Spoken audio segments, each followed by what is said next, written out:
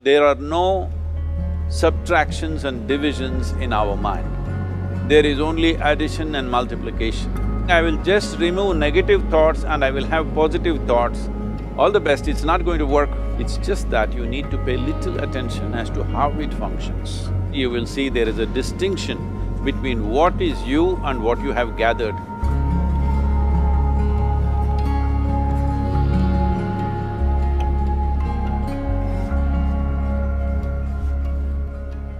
Well, see the way the question is asked and also the way normally it's addressed is, people think there is something called as negative thought and positive thought. They want to remove the negative thoughts and have only positive thoughts. For such people, I would ask them to just experiment for 10-15 seconds. Let them forcefully remove one thought from their mind. For example, next 10 seconds, just don't think of a monkey. Try not to think of a monkey for next 10 seconds. You will see you will be full of monkeys. So what I'm saying is, this is the nature of your mind, because in this mind, all the three pedals are throttle. There is no brake, there is no clutch. Whatever you touch, it will only go faster. In this kind of mind, people have been taught from moral teachers and religious teachers, do not think about bad things. Well, since then it's been a full-time job. So there is no way you can handle the mind like this. This doesn't need any great enlightenment. If you spend 2 minutes with your eyes closed, you will realize you cannot do anything forcefully with this mind. So, I want to remove negative thoughts.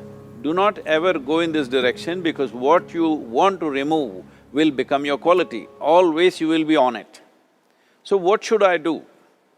The thing is this, without understanding the fundamental mechanism of this mind, because our mind, human mind, is the most sophisticated computer on the planet. Even all the supercomputers have come out of this.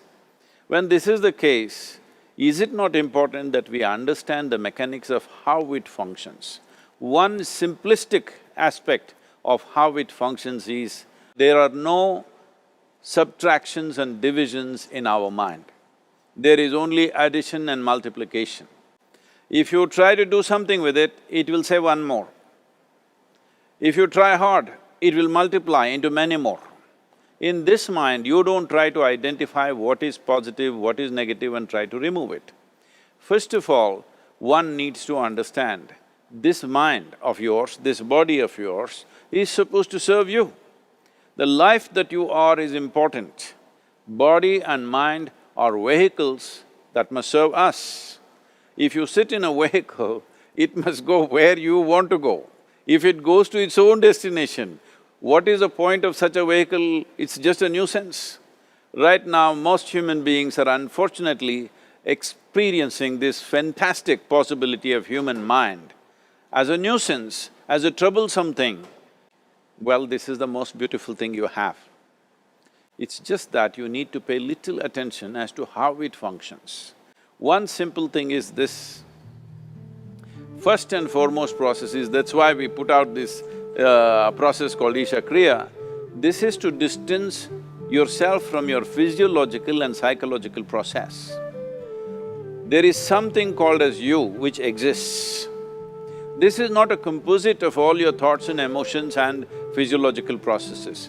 Beyond that, there is you. If you close your eyes, even if you cannot see anything, you're still there. It is through the window of your eyes that you're looking out, but if you close your eyes, it doesn't mean that you don't exist, you still exist. So beyond your thought, you still exist, beyond your emotion, you still exist. So that you, the life that you are, this has to come into your experience.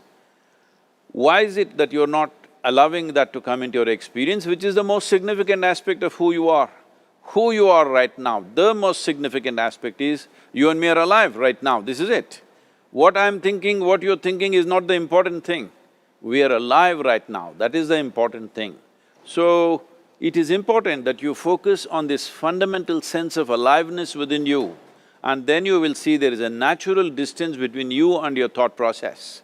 Once there is a distance between your psychological process and your physiological process, this is the end of suffering. Because there are only two kinds of suffering that human beings go through, physical suffering and mental suffering. Once you create a little space between you and your mind, between you and your body, this is the end of suffering. This is something every human being has to experience and know, otherwise thinking I will just remove negative thoughts and I will have positive thoughts, all the best, it's not going to work 100%, it's not going to work because nobody can remove it, they can avoid it for some time. So when negative thoughts come, you say Ram Ram, Shiva Shiva, whatever you want, but this is just avoiding, it's not gone. The moment you stop that, it will pop back with great force, otherwise it'll come back in your dreams. So it's very important, first of all you need to understand your anger, your resentment, your fear, your anxieties, the negativity that you generate. Generally resentment, anger, it is always directed towards somebody. But we need to understand this is poisons that we are drinking and expecting somebody else to die. Fortunately, life doesn't work like that. If I drink poison, I die. If I drink poison, you don't die. So, we need to understand this. When I say poison, today you can have yourself chemically analyzed. Right now, what is your blood work, what it says? 5 minutes of intense anger, check your blood work and see, there will be lots of negative elements in it, literally you're poisoning yourself. So, do you want to poison yourself? Definitely not. Now the very question is coming from certain helplessness, what shall I do?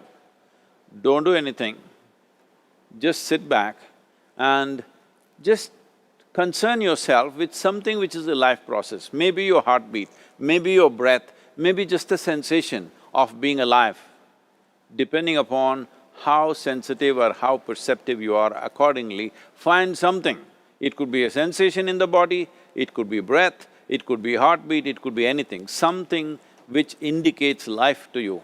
Just pay attention to that for some time. Slowly you will see there is a distinction between what is you and what you have gathered, which includes both your physiological and psychological possibility or mess, whatever you made out of it.